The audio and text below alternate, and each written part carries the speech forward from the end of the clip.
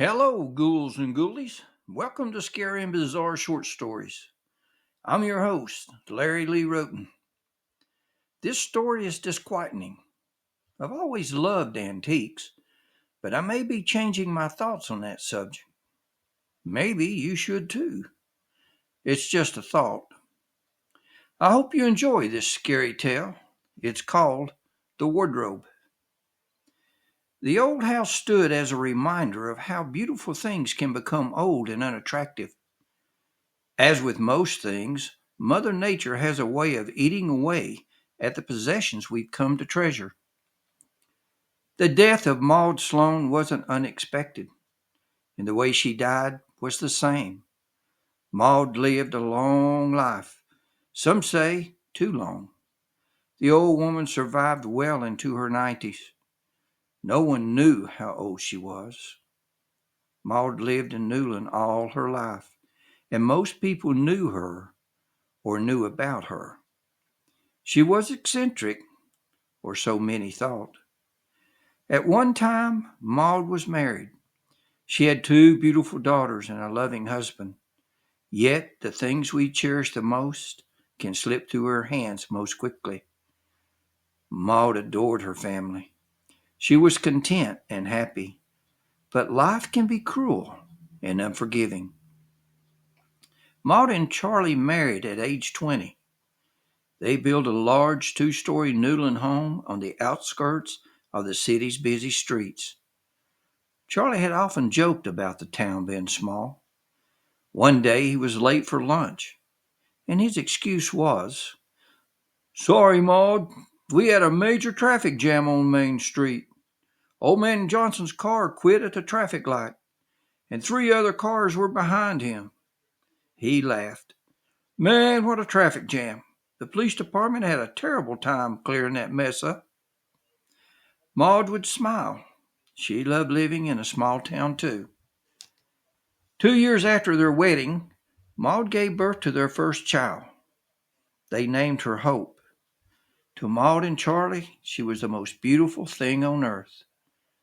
2 years later, Maud had another daughter. They called her Faith. She, as well, was a pure delight.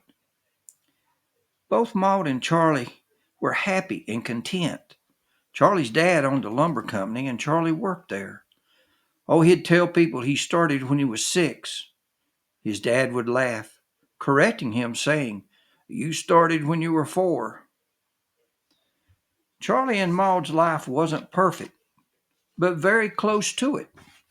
They loved each other and their two daughters more than life itself.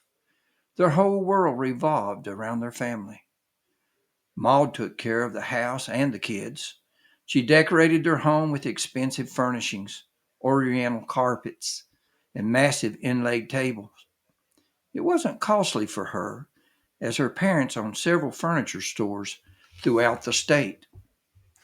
Charlie teased her, saying, "Your mom and dad can't make a profit if you keep taking their furniture." Maud would reply, "They insist. You know how they are. I heard a knock on the door this morning, and the delivery guy showed up with a wardrobe. It's old, Charlie. Mom called and asked if we'd received it. She said it would be lovely in the upstairs hall." Charlie nodded, and she would know. The unblemished and immaculate wardrobe dates to the days of the Salem witch trials. A brand mark burned into the back read, "Salem, Mass, 1692. Embedded deep into the wood was a crescent moon. The sunset that evening took away its bright light. Darkness settled around the Sloanes' house. When the light faded, something evil stirred. There was no moon, and the rain fell as dark, threatening clouds moved over the town. The lightning flashed, followed by loud crashes of thunder. The sound echoed across the sky, rattling the windows. As it is sometimes in the dead of night, things dark and evil began to creep out of the shadows. This night would be no different. The door of the wardrobe slowly opened. The following day, Maud awoke to a beautiful sunny morning. The storm had passed, and as she dressed, she heard the birds sing their morning songs. She noticed Charlie was up, but she hadn't heard him rise. She smiled.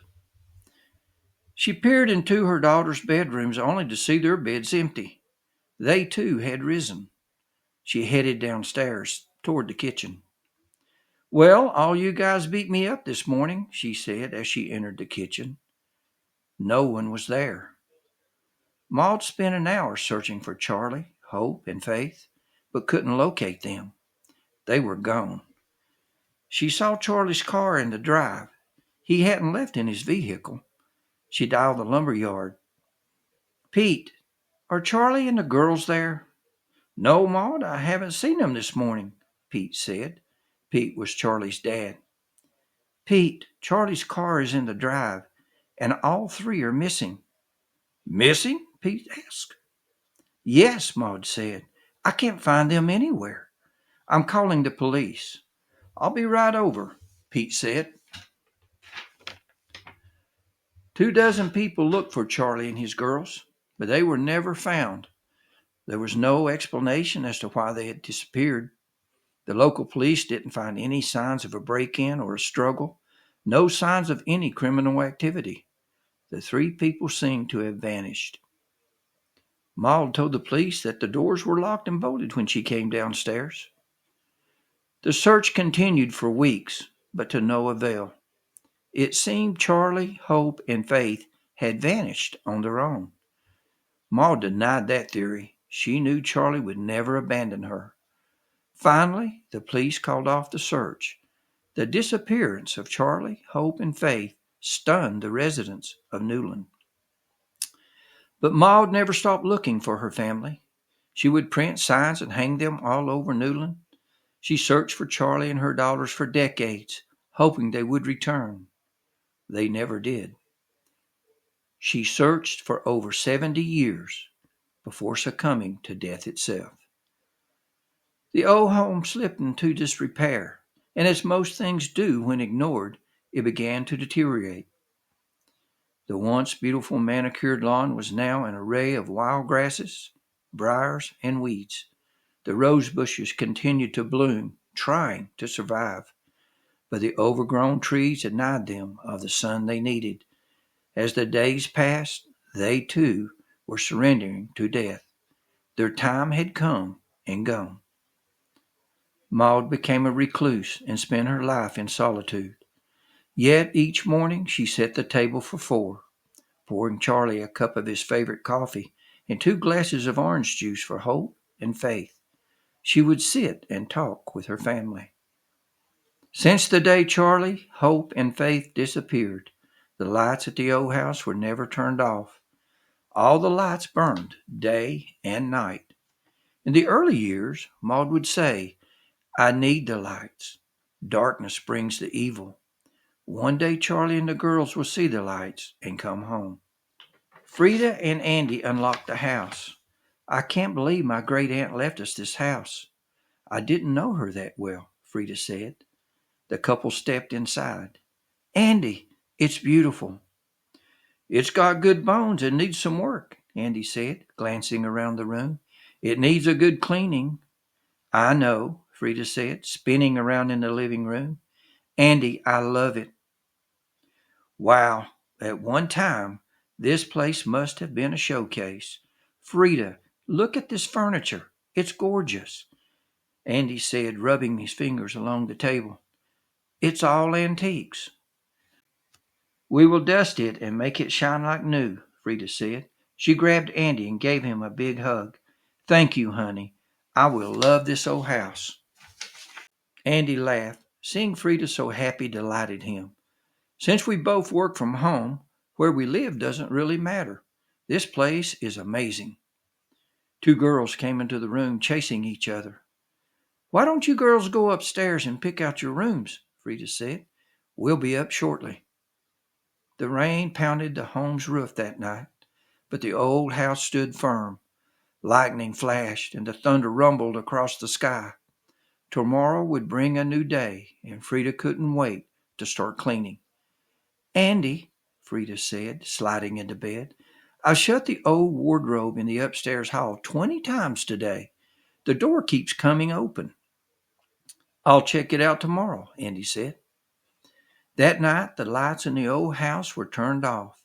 It was the first time it had been dark for decades. Andy and Frida tucked their daughters into their beds and retired for the night. They would welcome a good night's sleep. The following morning, Frida awoke to the song of a house wren calling its mate. She slid her legs over the edge of the bed and stretched. She didn't see Andy. He had already risen. She grabbed her robe and headed for the kitchen. Frida searched the house, but Andy and her two daughters were missing. After noticing Andy's car in the drive, she continued her search and called the authorities. Weeks went by, and finally the search for her family ended. Andy and the two girls were not found. The sheriff laid his hand on Frida's shoulder and spoke. I'm sorry we couldn't find your husband and daughters. You say Mrs. Sloan was a relative of yours? You realize she lost her husband and two daughters while living here. How? Frida asked. The same way, said the sheriff. She woke up one morning and they were gone. She searched for years, but they were never found. She left all the lights burning in the house, hoping they would find their way home. I'm sorry to say they never did. I didn't know that, Frida said. I didn't know her that well. Maybe you should leave the lights burning too, the sheriff said. It might work this time. Days passed, and Frida waited for her family. She cried herself to sleep each night, hoping and praying something would change. It never did. 80 years later, Frida died in their old home. She lived alone, suffering in silence. She left the lights burning, hoping that Andy and her two daughters would find their way home. It was useless. 350 years earlier, the old witch smiled as she glanced at her newly built wardrobe. It took months to ensure every aspect of the construction was perfect. The cabinet was stunning and made of sturdy cherry wood, hand rubbed with oil until the wood reflected the sun's rays. It was magnificent. The only task remaining was to spin an evil curse, a curse that would summon the darkness and the monster that lived within. The townsfolk of Salem were tormenting and persecuting witches. They drowned many and hanged others. Some were dark witches, while others were innocent women. But this gorgeous piece of furniture would stop the attacks and end the assaults on the witches in Salem. The dark witch spun her magic and cursed the wardrobe. A dark and evil shadow possessed the cabinet, and it had an insatiable appetite for the living. The old witch had the closet delivered to the local magistrate, presiding over the witch trials. If you want to kill a snake, you must cut off its head. To receive such a beautiful piece of furniture delighted the magistrate. He immediately moved it inside. That night, when all was silent and dark, something evil slipped out of the wardrobe. The following morning, the magistrate and his three daughters were missing. They were never seen or heard from again. As the years passed, the wardrobe found its way into many homes. The cabinet door would open on nights when things were dark, safe, and secure. The evil that dwells in the wardrobe would emerge to claim more victims. To this day, that cabinet is still out there somewhere, moving from one home to another. It still craves the living. I hope you enjoyed this scary and bizarre short story. It's a clothes hanger of a tale. I will tell you that I found it quite disturbing. You see, I live in an old home, and a friend gave me an old wardrobe yesterday. It's funny, I have a terrible time keeping the door shut. Oh well, after a good night's sleep, I'll fix it tomorrow. Thanks for listening to the wardrobe. If you would be so kind as to subscribe and give this story a thumbs up, I promise not to give you my wardrobe when I'm gone. As always, thank you for listening.